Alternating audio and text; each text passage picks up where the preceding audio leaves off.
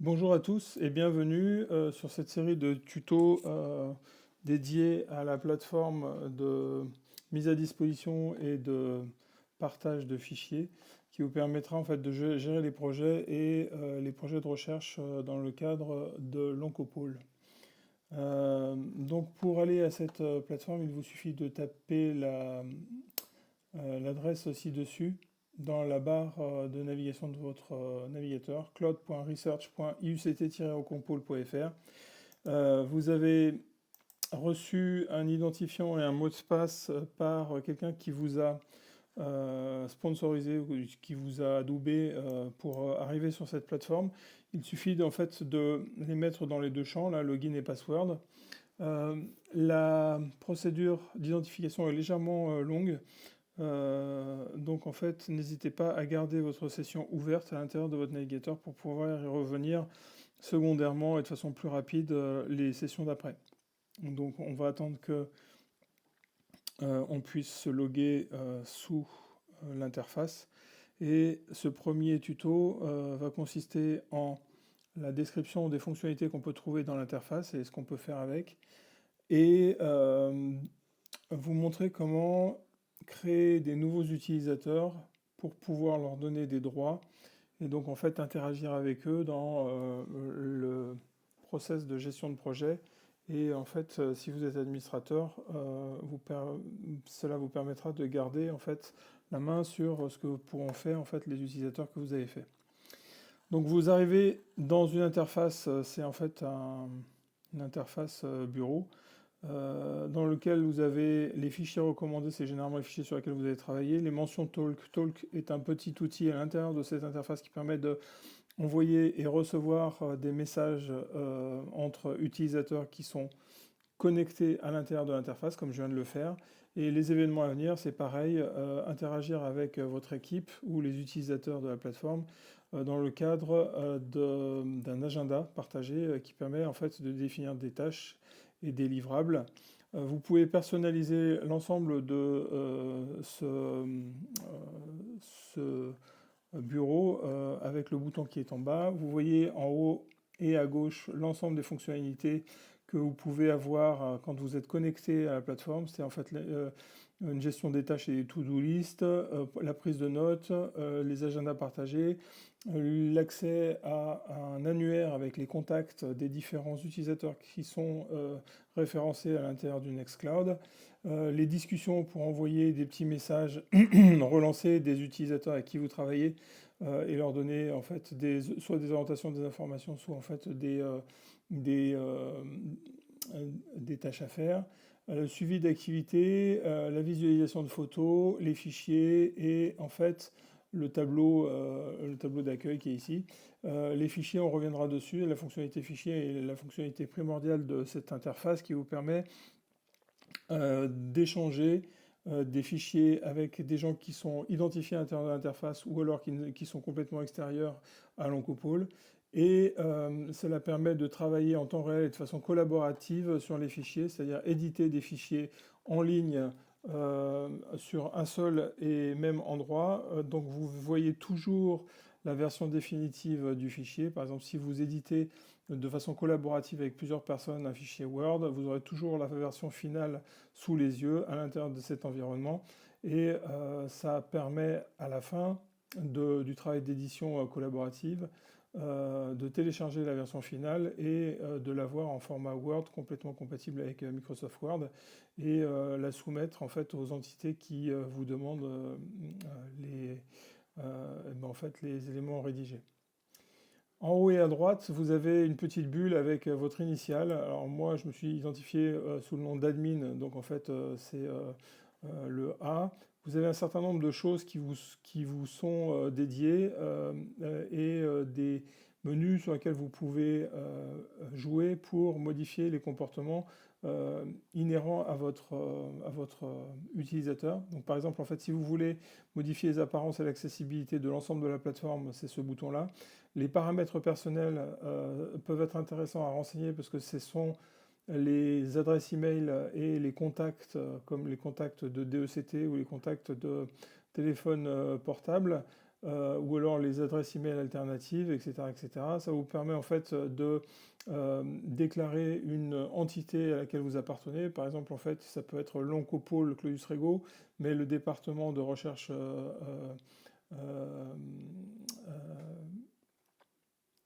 et d'innovation.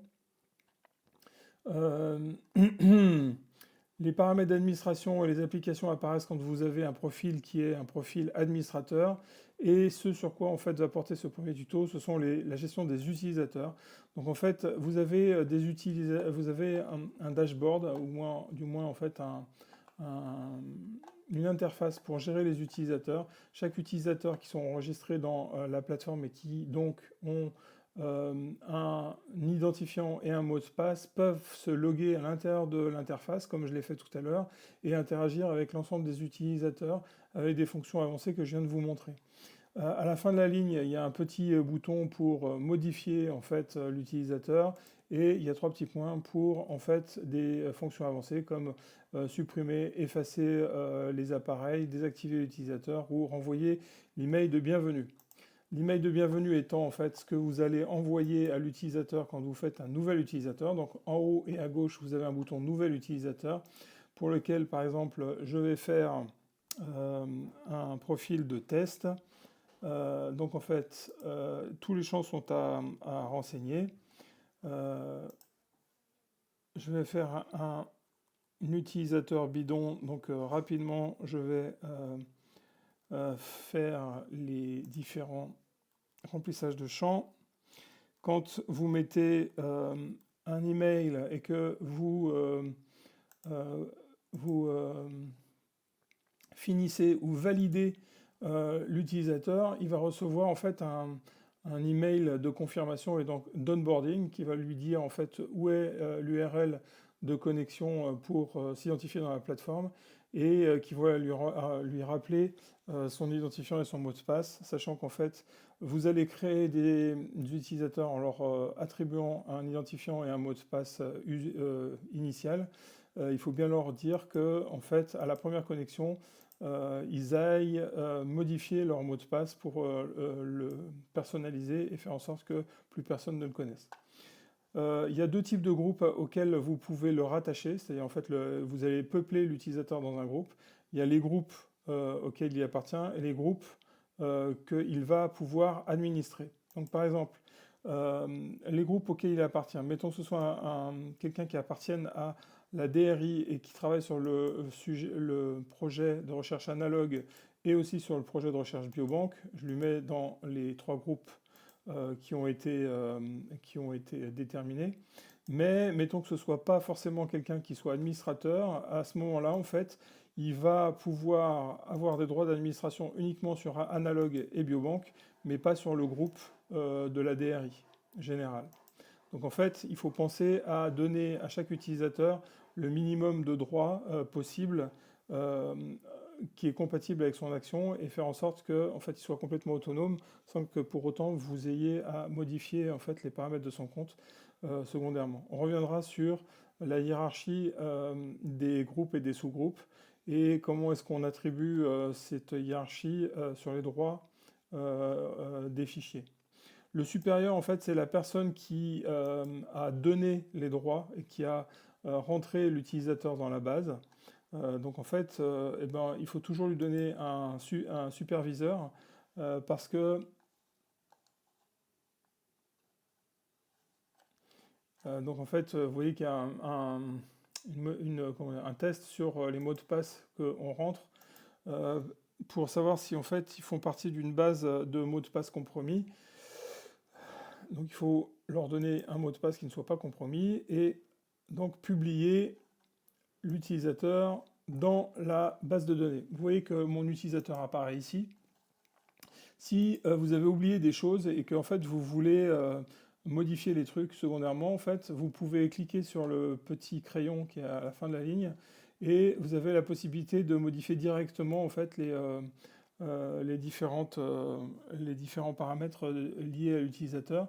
Donc vous voyez que vous pouvez par exemple enlever un groupe auquel il appartient et un groupe sur lequel en fait il a les droits d'administrateur et vous pouvez modifier tous les paramètres en fait liés à cet utilisateur. Une fois que vous avez fait ça, en fait, vous validez donc la modification des champs. Si vous vous déconnectez ici, se déconnecter, et que vous vous reconnectez avec l'identifiant et le mot de passe que vous avez donné, là, test 2 plus le mot de passe que j'ai donné, à ce moment-là, en fait, je vais me reloguer dans l'interface, mais avec des droits qui seront pris en compte au niveau des groupes que je lui ai attribués. Voilà. Concernant les groupes, si vous êtes administrateur, vous avez la possibilité de rajouter des groupes.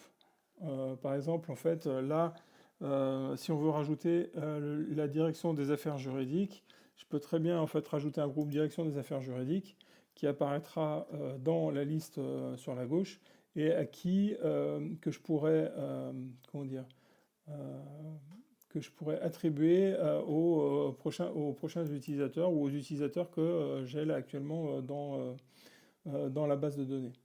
Bon, ce test, l'utilisateur test, pour éviter des fuites de données ou des failles dans la donnée, je vais le supprimer.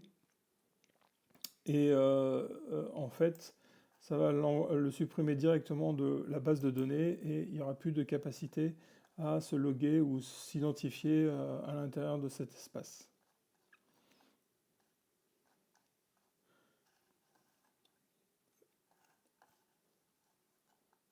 Vous voyez qu'il a fait le groupe de direction des affaires juridiques, mais que pour le moment, je n'ai pas d'utilisateurs dans ce groupe-là.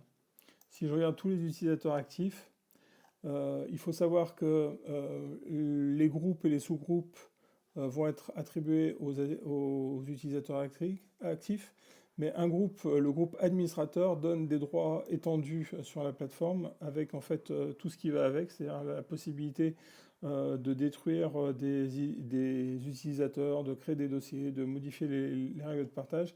Donc en fait, attribuer le profil ou le groupe administrateur à un utilisateur doit être fait avec précaution parce que ça permet en fait tous les actes possibles et imaginables sur la plateforme et donc en fait il y a des problèmes de sécurité.